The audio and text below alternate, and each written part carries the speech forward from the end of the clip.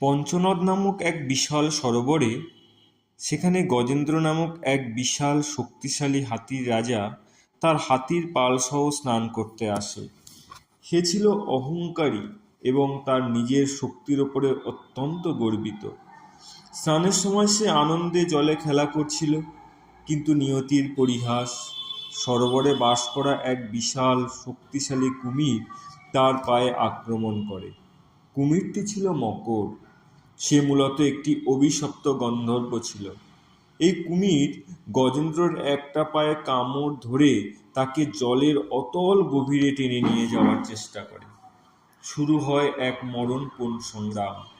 গজেন্দ্র তার সঙ্গে সমস্ত শক্তি দিয়ে কুমিরের সঙ্গে লড়ে। তার হাতিরা এবং তার পরিবার তাকে বাঁচানোর জন্য পাড়ে দাঁড়িয়ে আর্তনাদ করে, কিন্তু জলের ভিতরে কুমির শক্তির সামনে গজেন্দ্র ক্রমশ নিঃশেষ হয়ে পড়ে। এইভাবে যুদ্ধ চলতে থাকে। এদিকে গজেন্দ্র, অন্যদিকে কুমির, শক্তিশালী কুমির। অবশেষে গজেন্দ্র বুঝতে পারে যে তার নিজের শক্তি, তার পরিবার বা তার সঙ্গীরা কেউই তাকে রক্ষা করতে পারে না। সে তার অহংকার ত্যাগ করে এবং সম্পূর্ণ নিশ্চয় অবস্থায় নিজেকে পরমেশ্বর শ্রী বিষ্ণুর চরণে সঁপে দেয়। এটিই ছিল শরণাগতির চূড়ান্ত মুহূর্ত। গজেন্দ্র প্রার্থনা করে, স্তব স্তুতি নির্গত হয়। সে তার সুর দিয়ে একটি পদ্মফুল তুলে ধরে এবং শ্রী বিষ্ণুর কাছে করুণার জন্য প্রার্থনা করে। এই প্রার্থনাটা ছিল, হে পরমেশ্বর, হে নারায়ণ, আমি আমার সমস্ত অহংকার, শক্তি, সমস্ত সহায় সম্বল হারিয়ে আপনার শরণাগতি হয়েছি, আপনার শরণাপন্ন হয়েছি। আমার এই জীবন রক্ষা করুন। আপনিই জগতের রক্ষাকর্তা। আপনি এই বিপদকে মুক্ত করতে পারেন। আপনি এই বিপদাপন্নকে মুক্তি দিন।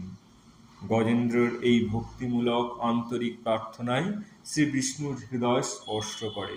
তিনি বুঝতে পারছেন যে তার এক পরম ভক্ত চরম সংকটে পড়েছেন।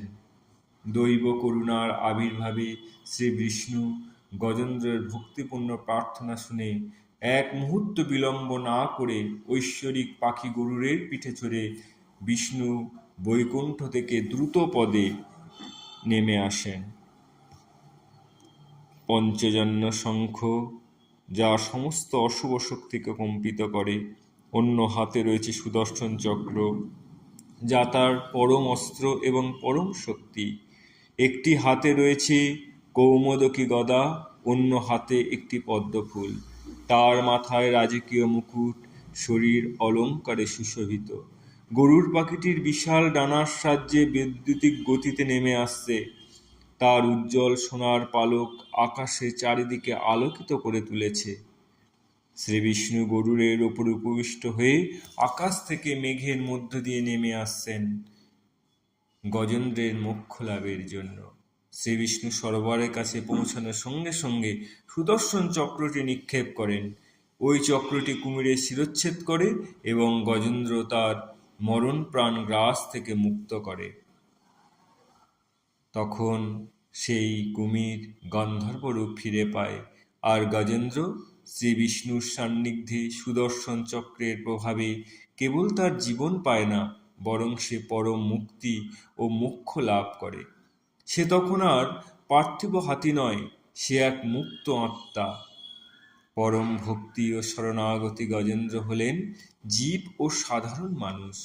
কুমির হলো মায়া বা সংসারের বন্ধন, যা আমাদের সর্বদা গ্রাস করে রাখে। আমরা যতক্ষণ আমাদের নিজেদের শক্তি অহংকারের ওপরে ভরসা করি, ততক্ষণ আমরা এই বন্ধন থেকে মুক্তি হতে পারি না। কিন্তু যখন আমরা সমস্ত অহংকার ত্যাগ করে সম্পূর্ণভাবে পরমেশ্বরের কাছে আত্মসমর্পণ করি, তখন আমরা প্রকৃত মুক্তি পাই। শ্রী বিষ্ণু হলেন করুণার আধার। তিনি ভক্তের এক ডাকেই সাড়া দিতে প্রস্তুত। তার করুণার সমস্ত বাধা বিপত্তিকে অতিক্রম করে ভক্তকে রক্ষা করে। চরম সংকটের সময় ভক্তি ও প্রার্থনা আমাদের শক্তি যোগায়, শেষ পর্যন্ত চরম মুক্তির পথ দেখায়।